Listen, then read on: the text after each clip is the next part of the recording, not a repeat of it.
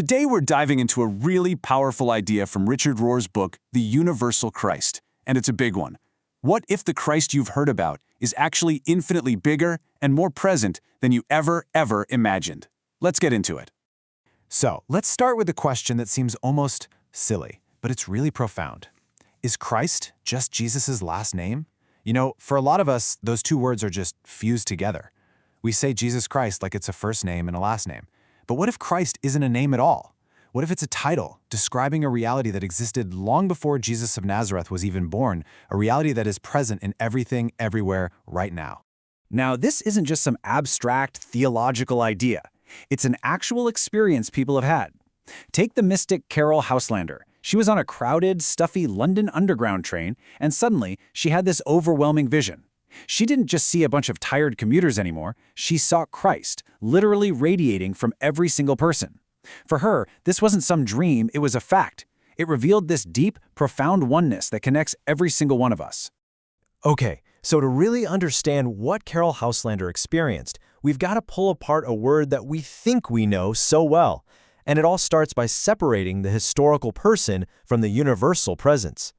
And this distinction is absolutely key. See, on one hand, you have Jesus, the man from Nazareth, the historical figure, his life, his death, his resurrection. That's central to Christianity. But on the other hand, you have the Christ, this eternal divine presence that the Gospel of John calls the Logos. You can think of it as the blueprint, the divine DNA for all of creation. So you might be wondering, okay, if this idea of a universal, cosmic Christ is so huge and so powerful, why does it feel so new to me? Why haven't I heard this before? Well, that's because somewhere along the way, this huge, expansive story got really small. You know, for the early church, this idea of an ever-present Christ wasn't weird at all. It was foundational to everything they believed. But a major turning point happened in 1054 AD. It's called the Great Schism.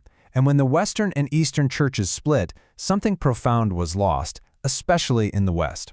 That cosmic, all-encompassing view started to narrow, and it eventually limited God's primary presence almost exclusively to the single, historical body of Jesus. And this split, it created two very different ways of seeing the world. The early Eastern view stayed cosmic and communal.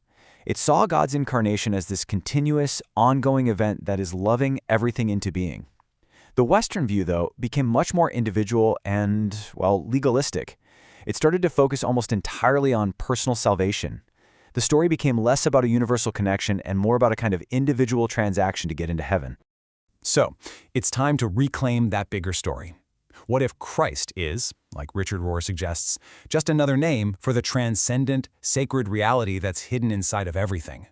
And this right here is the crucial point. It's a simple idea, but it changes everything. Instead of a distant God who's up there somewhere, judging from afar, this view suggests a God who loves creation by uniting with it, by literally becoming it. I mean, that is the very heart of what incarnation means. This brings us to this amazing idea of the First Incarnation.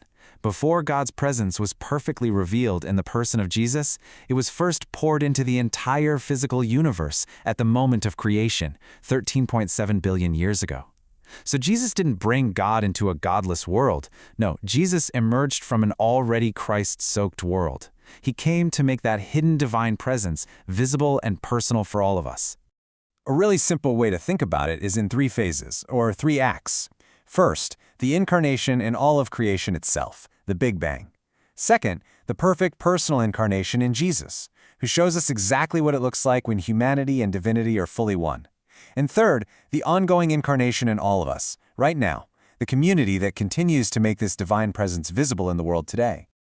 Genuinely understanding this changes everything. It moves faith from a system of exclusion to a reality of radical inclusion. It gives us a spiritual framework that's actually big enough for the world we now know exists. I mean, think about it. Our scientific understanding of the universe is just immense. It's mind-bogglingly big, and it's still expanding. An old, tribal, small-box idea of God just doesn't fit anymore, does it? A universal Christ gives us a spiritual cosmology that is just as vast and dynamic as the physical one science shows us. And just so we're clear, this isn't some New Age idea someone just cooked up. This is ancient wisdom being rediscovered. Saint Athanasius, one of the early church fathers, wrote this way back in the 4th century. The idea has always been there. The specific person of Jesus was meant to reveal the universal Christ, who is present everywhere in everything. So, what's the big payoff? What changes? Well, for starters, religion's true job, which the word itself, religio, means to reconnect, is restored. The physical world, nature, science, it's not some profane backdrop. It's the main stage for encountering the divine. That false wall we build between sacred and secular just comes tumbling down. And maybe most importantly, it creates a real foundation for a faith where no one is an outsider, because Christ is already in everything and everyone. Okay, this is a beautiful, beautiful idea, but how do we actually experience it? How do we go from just knowing the theory to actually seeing the world this way? Well, the key is an ancient practice called contemplation. Rohr has a great way of describing contemplation. He calls it the second gaze. The first gaze is just our normal, everyday way of seeing things. We see a tree and we think, I need that for shade, or that's lumber. The second gaze, though, that's when we see the tree in its essence, in its being. We see its connection to the whole ecosystem. We see the divine light that's in it.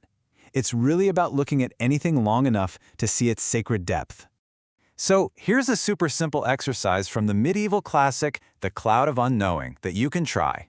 First, just accept God's presence at face value without arguing with it. Second, stop analyzing. Just for a moment, let go of the need to label yourself or God or anything else. Third, simply offer your being to God's being. And finally, here's the key. Don't focus on what you are, your job, your roles, your successes, your failures, but simply that you are. Your very existence is a place of revelation. And that really brings us to our final question. This isn't just a mental exercise. If the universal Christ is truly another name for everything, if the entire universe is both the hiding place and the revelation place for God, then the divine isn't far away. It's right here. It's in the face of a stranger on the bus. It's in the rhythm of your own breath. It's in the way the sunlight is hitting your desk right now. So the only question left is, where will you choose to see it today?